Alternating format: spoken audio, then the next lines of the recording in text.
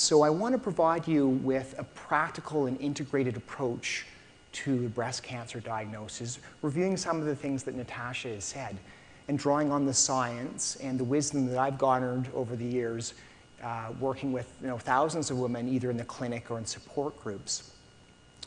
But I want to take it just a step farther than that. I want to talk about healing from a bigger perspective, because you already have that information. I mean, that was just a wonderful presentation that we had. And if there's any other issues, you can continue to kind of draw on your inner wisdom, your inner golden heart to help guide you. So I want to ask a bigger question today. And the question is, how can you live your life with so much love and meaning and purpose and peacefulness and gratitude that healing, true healing, naturally occurs? How can you draw down the spiritual principles, the highest and deepest spiritual principles, right into your life, in your day-to-day, and in so doing transform your life and actually facilitate the healings at the level of body, mind, and spirit?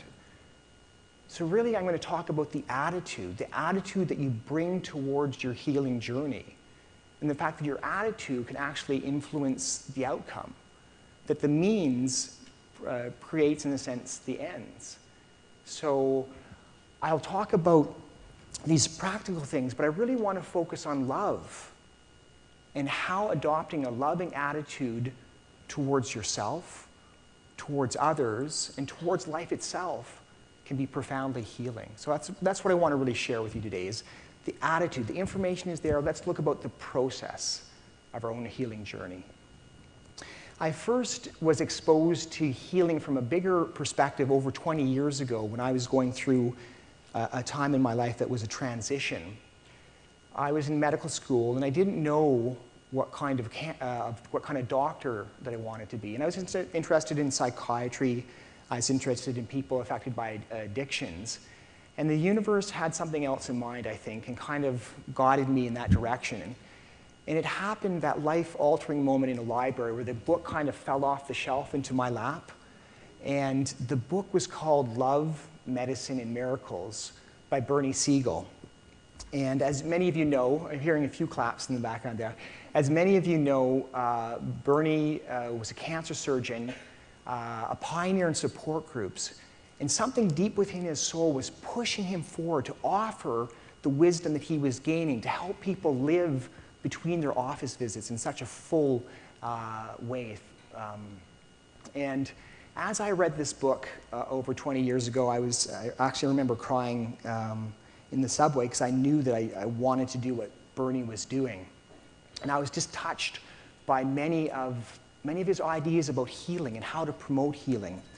And what Bernie had noticed was that there were certain characteristics of his patients who did exceptionally well. He called them the exceptional cancer patients, the people in whose tumors shrunk away much faster than expected, who recovered from their treatment incredibly well, who far outlived their expectation, or who had undergone spontaneous remission.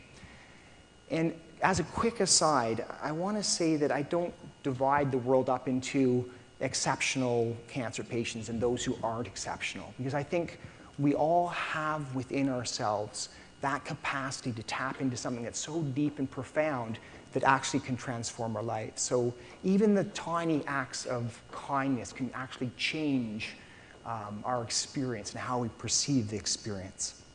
So in any case, Bernie had noted that his exceptional cancer patients had certain personality characteristics. And I want to overview some of those with you today.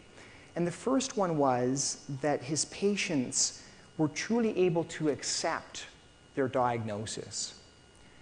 Now, when I say accept, I don't mean resignation. I don't mean giving up. I don't mean handing over your life to God to take care of you. It's about truly seeing your situation as it is right now, looking at the truth of it, and then taking the proactive steps that can make a difference for you. And as a corollary, as you're sitting here right now, and whatever emotions you're going through, however you're feeling today, is totally okay.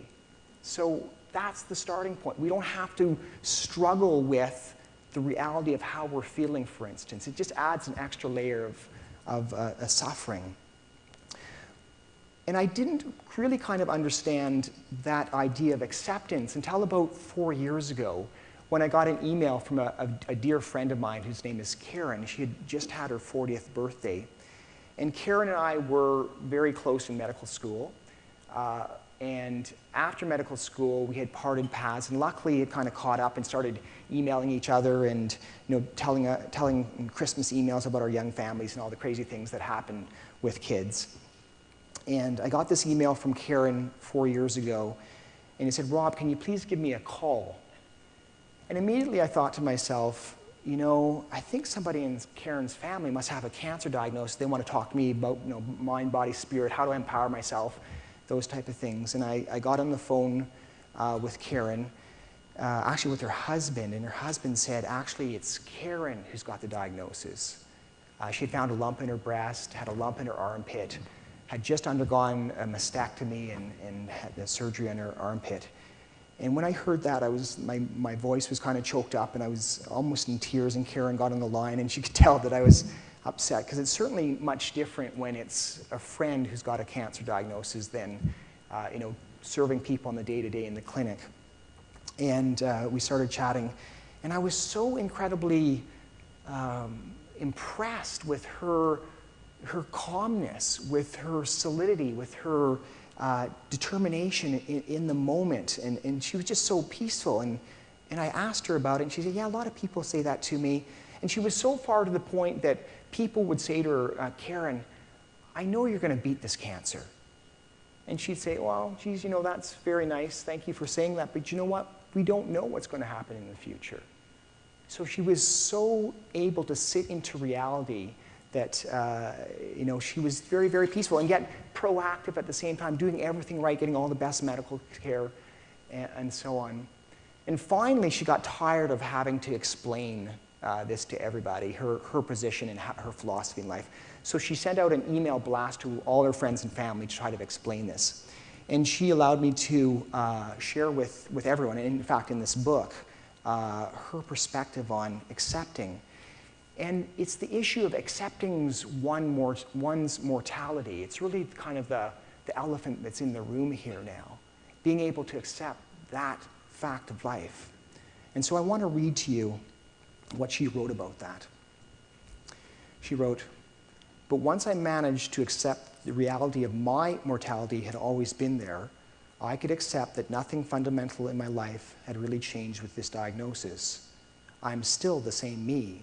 My life has not changed drastically or dramatically. I'm still here. I was not hit by a bus. My loved ones are still around me. Unbelievably, I can honestly say that I'm as happy now as I was 5 weeks ago. I am, in this moment, missing a body part or two, hair about to fall out, completely and utterly whole."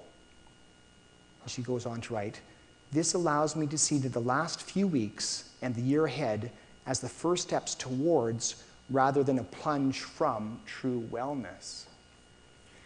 Now, there's more to life. Thank you for the lights as well. There's more to life than just acceptance. There's the other half of it, and I want to keep on explaining this. So this is more of her email. She wrote, "I suffered a couple of days of despair after the diagnosis." Now, she's unusual. She went through despair in about 2 days. Most people are freaked out of their tree for about a month. That's kind of the norm. But since then, I have known that I will be okay. Maybe not okay in the way that I would have defined 5 weeks ago, but in a bigger sense.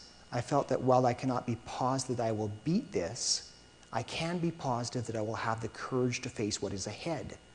I am positive that I have the support from my loved ones, the expertise from my doctors, and ultimately the grace from God to ensure that this turn in the road will not be a negative force in my life. I believed all that and still believe all that from deep within my soul. But here's the flip now. But in the past 2 weeks, something else has crept in. I'm starting to believe, or want to believe, that I will beat this in the conventional sense. I'm starting to demand it of myself and ask it of God. There is a proportion of women who survive breast cancer of my stage, so why not me? That's the flip. The flip is acceptance, but there's also aspiration. And that we can hold those tensions at the same time. We can do the things that are going to maximize our chance of longevity or cure, but still be at peace with our life. In a sense, that's what I want to kind of talk about today as well. The second personality feature that Bernie talked about was that his exceptional cancer patients no longer viewed recurrence of the cancer or even death as a failure. So it's a bit of a paradox here. They're not focusing on the things they can't control. They're focusing on the things that they can control, like their love and compassion, their family, and everything else they can do to support themselves. And kind of like the serenity prayer, right? God grant me the serenity to accept the things I cannot change, the courage to change the things I can, and the wisdom to know the difference. So these folks put their love and passion into their life. And I think that there's actually a physiology of love, that when you get into that space, physiology of gratitude, physiology of joy, that actually influences the physical aspects of care as well. And I heard that in clinic several years ago. I was talking to a young woman who had a breast cancer diagnosis, had a young son, and she was talking about her spirituality. And she was sitting in her chair, and I was thinking, wow, this lady is remarkable. She's like so calm, so peaceful, so positive. And I finally kind of asked her about it. And she said, I really want to be cured for my son. And she has a very good chance of cure. But you know what? When I pray, I don't pray to God to be cured. I pray to God to be given the strength to face whatever arises. I pray to God to be given the strength to face whatever arises. So again, she's focusing on the things she can control that will have an immense effect on her actual health itself.